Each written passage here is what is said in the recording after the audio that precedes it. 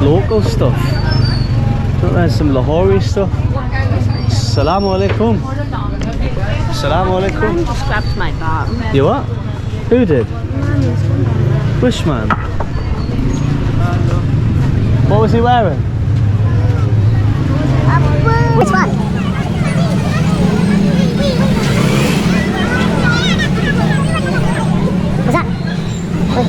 Was that you, was it? Was that you? Was that you with a girl? Was it him? Which one? Oh, I'm not. Older one?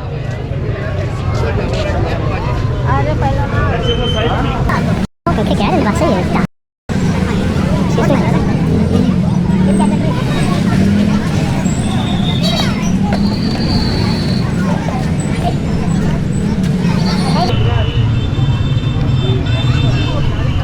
Is this one?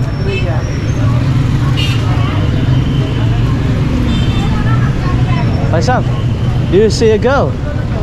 Did you see a girl? Oh, English. Foreign girl? Foreigner girl?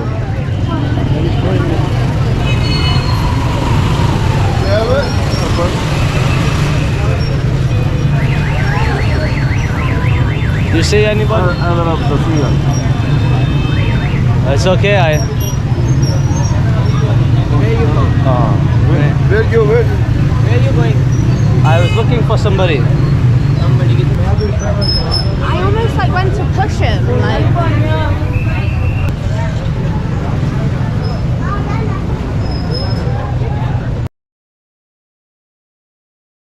तो क्या हाल है भाई और बहनों। आज की video थोड़ी सी अफसोसनाक होगी और आपको वीडियो की शुरू में जो क्लिप मैंने दिखाई है उससे अंदाज़ा हो गया होगा आपको कि आज की वीडियो किस बारे में होने वाली है।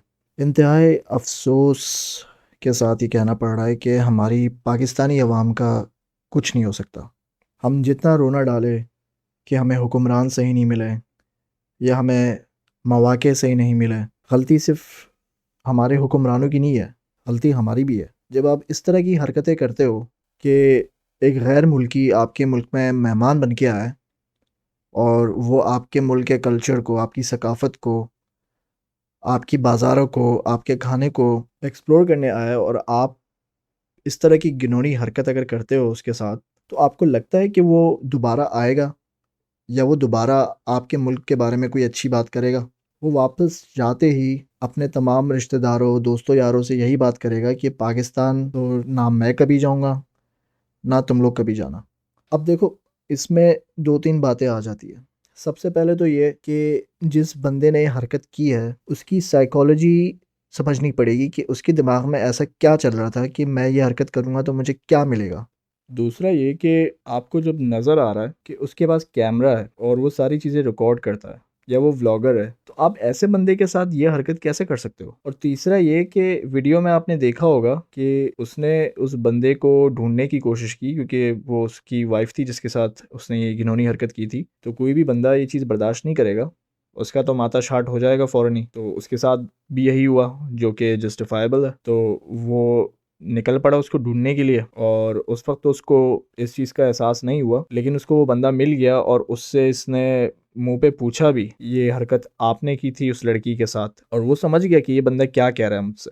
हालांकि उसको ज़बान शायद समझ नहीं आती होगी, अंग्रेज़ी उसको शायद समझ नहीं आती होगी, लेकिन वो समझ गया कि ये बंदा मुझसे क्या पूछ रहा है, क्योंकि उसके बाद जब उसने बोला कि नहीं, नो नो नो इंग्लिश, ये बोल के वो आगे भाग गया, उसने दौड़ लगा दी। अब देखो, इसमें हम कह नहीं सकते कि अगर वो बंदा कहता उस अंग्रेज़ से, जैक एंसली नाम था उसका, अगर जिस बंदे ने ये हरकत की थी अगर वो उसको बताता कि हाँ मैं ही था, तो वहाँ पे क्या होता? बहुत सारे मसले मसाइल हो सकते थे, पुलिस इन्वॉल्व हो सकती थी। अब हमारी माशाल्लाह से पाकिस्तान की पुलिस भी ऐसी है, ख़ास तौर पे कराची की पुलिस या लाहौर की पुलिस, कि अगर वो इन्वॉल्व होती भी तो शायद उसका कोई फ़ायदा नहीं होता। और सबसे अफसोसनाक बात तो ये है कि ये फ़र्स्ट टाइम नहीं हुआ ऐसा। जब मुझे इस चीज़ का पता चला तो मुझे एक और वीडियो नज़र आई यूट्यूब पे, जिसमें पाकिस्तानी न्यूज़ चैनल एक ब्रॉडकास्ट कर रहे थे, जिसमें उन्होंने बताया कि 3 गैर मुल्की लोग यानी फॉरेनर्स आए हुए थे और वो सेंट्रल पंजाब घूम रहे थे अपनी बाइसाइकिल्स पे, यानी अपनी साइकिलों पे। और उन तीनों को, जहाँ तक मेरी नॉलेज है या जहाँ तक उस न्यूज़ रिपोर्ट ने बताया, पंजाब पुलिस वालों ने सिक्योरिटी ऑफर की कि हम आपको सिक्योरिटी देंगे। लेकिन फॉरेनर्स का आपको पता है कि वो सिक्योरिटी नहीं चाहती, वो चाहती है कि वो एक जेन्युइन तरीके से, ऑर्गेनिक तरीके से चीज़ों को खुद जाके एक्सप्लोर करे। क्योंकि जब आपके पास सिक्योरिटी होती है ना, तो आप काफ़ी ऐसी जगह होती है जहाँ पे आप जा नहीं सकते। तो फॉरेनर्स का ये होता है कि वो दिखाना चाहते हैं कि ये शहर या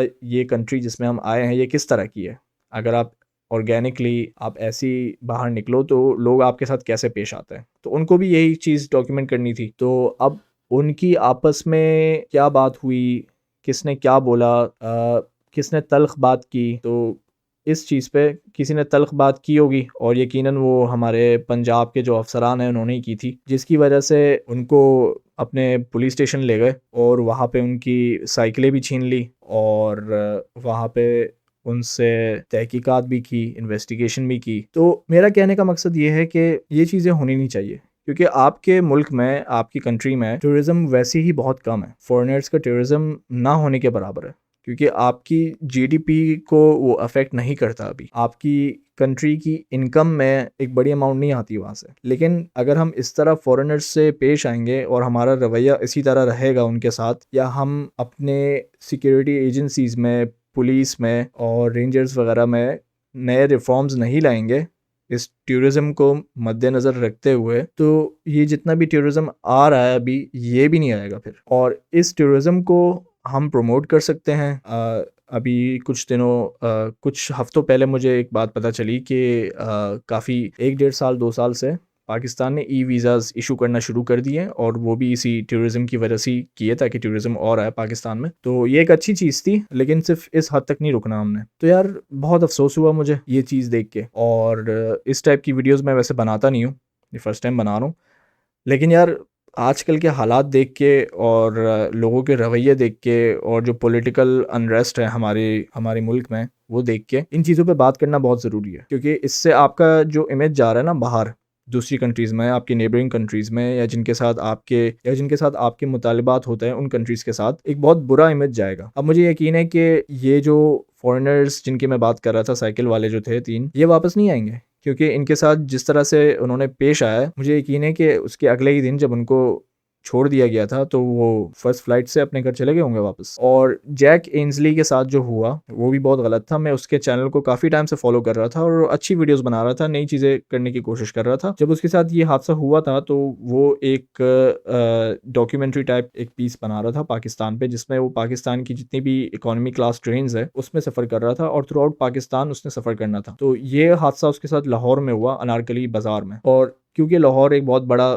शहर है पाकिस्तान का, एक बहुत बड़ा बिजनेस हब भी है, तो इससे यार बहुत बहुत बुरा फील होता है कि ऐसे लोग भी हैं जो इस तरह की घिनौनी हरकत करने को तैयार होते हैं। तो खैर ये एक अच्छा हुआ कि उसकी तस्वीर या उसकी वीडियो आ गई हमारे सामने, और जैक एंसली और पेज जो कि उसकी वाइफ थी जिसके साथ ये हरकत की गई थी, उन दोनों को मैं अपोलोजाइज़ करना चाहता हूँ पाकिस्तानी अवाम की तरफ से और पूरे पाकिस्तान की तरफ से, कि उनके साथ जो हुआ बहुत गलत था। ये किसी के साथ नहीं होना चाहिए, चाहे वो फॉरेनर हो या यहाँ का सिटीज़न हो। तो आई apologise to both you, Jack, and your wife, Paige. This is something that should never have happened and should never happen again. और उम्मीद है कि यार इस तरह की चीज़ दोबारा ना हो किसी फॉरेनर के साथ, या किसी के साथ भी, किसी पाकिस्तानी के साथ या किसी फॉरेनर के साथ दोबारा ये चीज़ ना हो। इसकी उम्मीद ही कर सकते हैं। अब यहाँ की आवाम का तो आपको पता है। तो खैर अल्लाह बेहतर करेगा, अब क्या कह सकते हैं।